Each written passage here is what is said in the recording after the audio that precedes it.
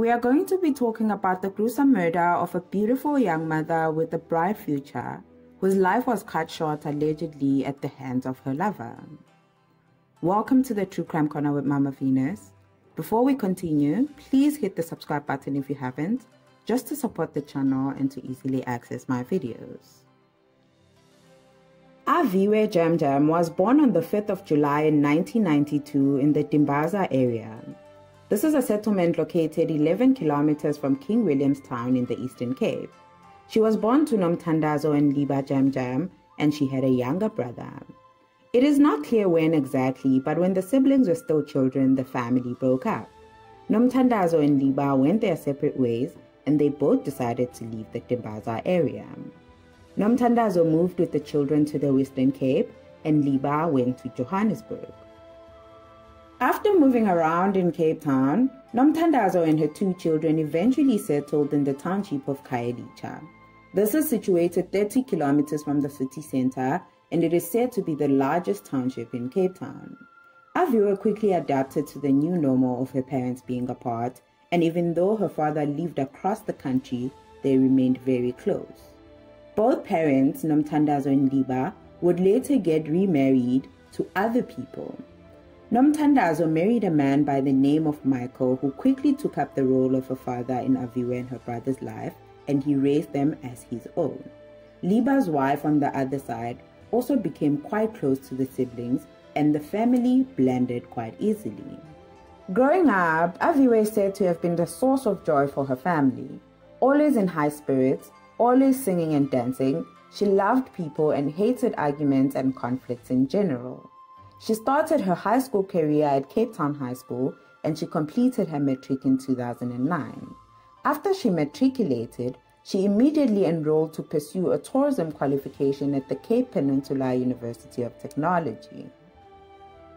Aviwe's family is said to have not been a well-off family, so Aviwe was determined to work hard so that she can afford a better life for herself and for her family. Aware of her beauty and physical appearance, she aspired to be a model. It was during this time in university where she would meet a man by the name of Linda Ntulo, who would later become her boyfriend. Linda was not a student at the university, but he was a regular on campus. Aviwe and Linda quickly struck up an intense romance. This relationship is said to have been quite toxic from the start, but Linda had money and was able to provide Aviwe with a coveted lifestyle. Aviwe's friends say he knew how to use this to manipulate Aviwe into staying with him. In 2013, Aviwe would graduate with her tourism qualification, and she went straight to job hunting. The job market in South Africa is very difficult to navigate for graduates, but it would not take Aviwe long to secure permanent employment. She found a job with the Airport Company South Africa, and this would become her first and only permanent employment in her lifetime. At work, her colleagues described her as a gentle, strong-willed, and full of life type of woman. She was still living with her parents in Khayelitsha at this point, and her relationship, toxic as it was still in full speed. It was a well-known fact amongst friends and family that Linda was very abusive and possessive of Aviwe. Needless to say, Aviwe's parents were totally against her relationship because he was very violent and erratic. Family and friends tried numerous times to intervene, begging Aviwe to end things, but all their breakups were very short-lived. The couple would always find their way back to each other. In 2015, Aviwe fell pregnant with her and Linda's firstborn child. This was a happy time for Aviwe, and despite her parents' disapproval of her relationship, they were very supportive of her. Soon after their son was born, the couple decided to move in together, and they stayed in a gated community in Somerville in Coles River. They wanted to raise their son in a stable two-parent home. However, things couldn't be more unstable once they started living together. The abuse is said to have gotten worse, and it was no longer a safe place for a woman and a little boy to live. Family and friends tried to intervene, but Aviwe loved Linda, and she believed he could change. So each time they broke up, they would find their way back to each other. Things reached a tipping point though early 2017 when Aviwe called her stepmother, her father's wife, who who lived in Johannesburg at the time, and she asked for urgent financial help. She told her about the physical abuse she was suffering from her boyfriend, citing that she was in great fear for her life and she needed to get away as soon as possible. Her plan was to abandon her job and move away to Johannesburg with her son. Her stepmother wasted no time and sent Aviwe the money. She then took a flight to Johannesburg where she would stay for a couple of weeks. Soon after she left Cape Town, she called her biological mother, Nomthandazo, telling her that she had fled to Gauteng because she was afraid of her boyfriend. Whilst on the run though, Linda terrorized Aviwe's family. He went as far as attacking Aviwe's stepfather Michael, injuring him to a point where he had to get 12 stitches. It is reported that Linda and his friends attacked Michael with a panga as he was entering his driveway. He got on top of him and started beating him up and went on to instruct his friends that they must just kill him because he was hiding Aviwe. The whole yard is said to have been bloody. Some of the property was badly damaged and the stepfather had to get stitches. A week later, it is said that Linda came back to Aviwe's house and he fired shots outside, and the house walls were chipped with bullets in several places.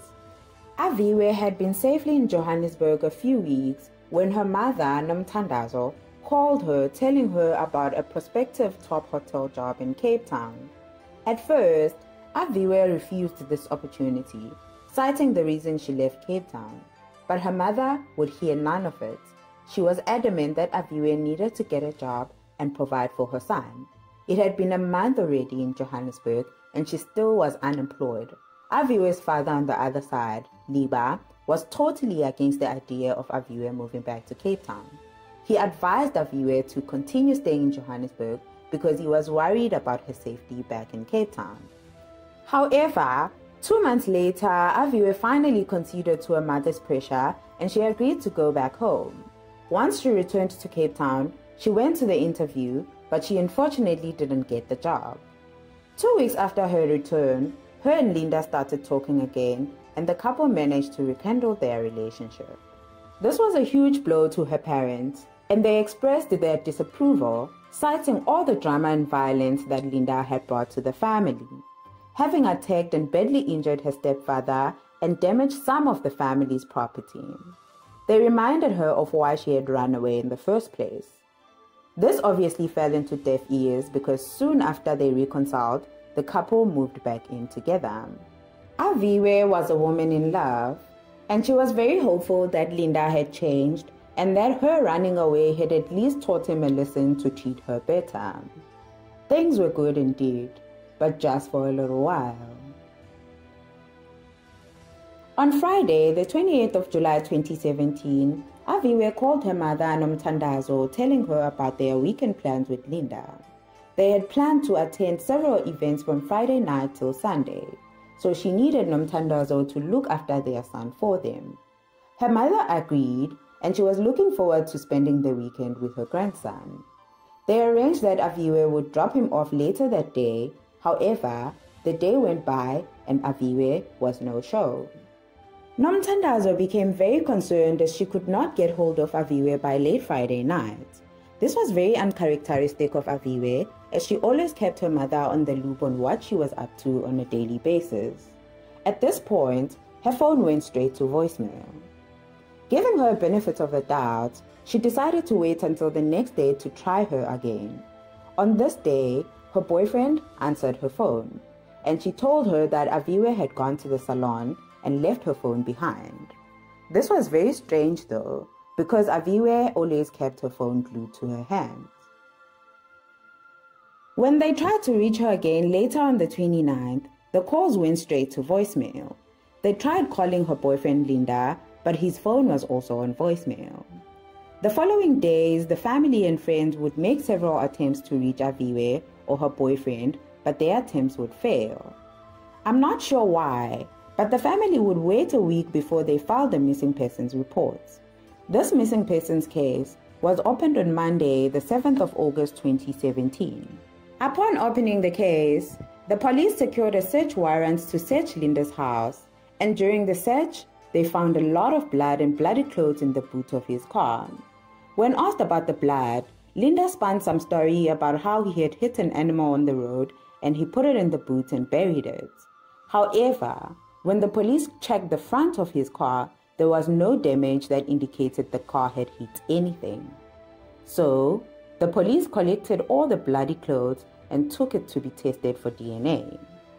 While the family was going up and down looking for their daughter, in the early hours of the 30th of July, 20 kilometers from her home at a stadium in Athlone, a gruesome discovery was made. Security guards were doing their morning rounds patrolling the stadium when they discovered a badly beaten body of what appeared to be a young woman. They quickly called the police, who backed up the barely recognizable body and sent it to a local mortuary as a Jane Doe. She would stay there for a week before she was identified. A day after Aviwe's family reported her missing, on the 8th of August, the police were able to match her description to the Jane Doe's body found on the 30th of July. Her parents, her mother and stepfather, were then taken to the mortuary to confirm her identity. Unfortunately, it was indeed Aviwe, in a state a parent should never see their child in. Badly beaten and barely recognizable. They had spent a whole week hoping that she will come back home alive, whereas she probably died the first night the family and friends couldn't reach her. This was a painful time for Aviwe's family, and her case received a large media coverage in South Africa. Condolences poured from all directions to the family. Even the Minister of Police at the time visited the family and promised them that justice will be served in this case. However, this promise hasn't been fulfilled. Soon after Aviwe's body was identified, an investigation was underway. The main person of interest in this case was her boyfriend Linda for several reasons. Firstly, he had been the last person to see her alive, he had her phone, her blood was found all over the boot of his car, and the abuse allegations that surfaced when friends and family were interviewed. I couldn't find any sources indicating if the police really looked at any other suspects. The investigation went on for a month, and early September 2017, the police confirmed that after a thorough investigation, an arrest had been made. This was Aviwe's 29-year-old boyfriend Linda Ndulo and his friend. His friend is thought to have been the one who assisted the boyfriend in dumping the body. According to the police, Linda had been arrested at Khayelitsha Magistrates Court just after he appeared on another charge of attempted murder. It is reported that he has since been convicted for that charge and is now serving jail time. However, there has been no movement on Aviwe's case till today. Linda and his friend had a brief court appearance on the 20th of September, and they were scheduled to appear again on the 18th of October 2017 for a bail application. Preparing for their next court appearance, Linda appointed top lawyers to fight for his innocence. This unfortunately began a back and forth between the state and the accused that would drag the case until today.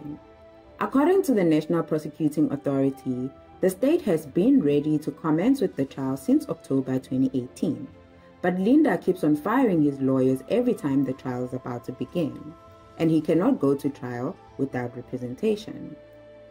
This has of course left Aviwe's family in a state of hopelessness and continuous wonder if justice will ever be done in this case. As it stands, even though an arrest was made, no one has been convicted for Aviwe's murder.